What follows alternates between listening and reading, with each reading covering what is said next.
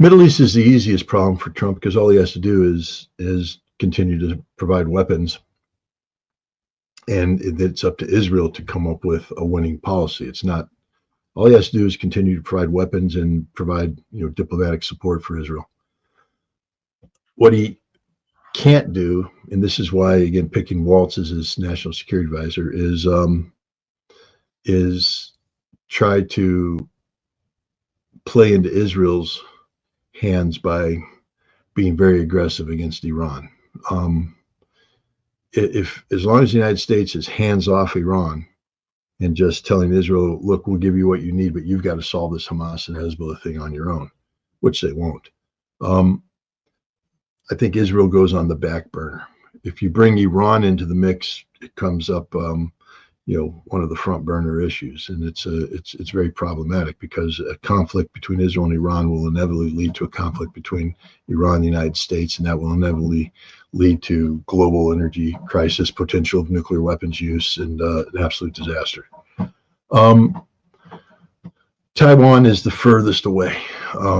Trump is going to seek to resolve the Taiwan issues economically, and he doesn't have the tool set to do it right now, so he's going to have to feel that one out. There will have to be some song and dance with the Chinese, initiating some sort of diplomatic engagement before he implements harsh policies. So I'm not too worried about China.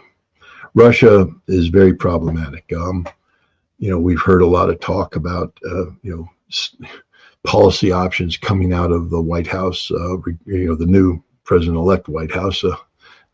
It's not a White House yet, but a hotel room, where they are, they're talking about, just ridiculous things about getting Russia to freeze the front line, allowing European troops to patrol a demilitarized zone.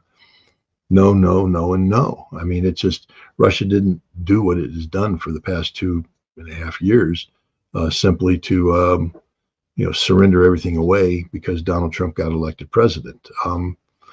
I think there is a solution to be had there, but it is a solution that has to recognize the strategic nature of Russia's victory, the absolute reality of Ukrainian defeat, and together with Ukraine, a NATO and American defeat. I mean, you have to accept the loss. Donald Trump is in a position to do that by saying that we should never have been there. Had I been president, this never would have happened.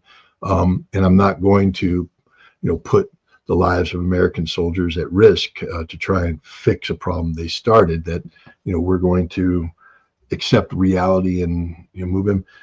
But they're not inclined to do that. The people that he is surrounding himself with are all talking about, trying to put pressure on Russia, up to and including allowing Ukraine to use long-range weapons against Russia.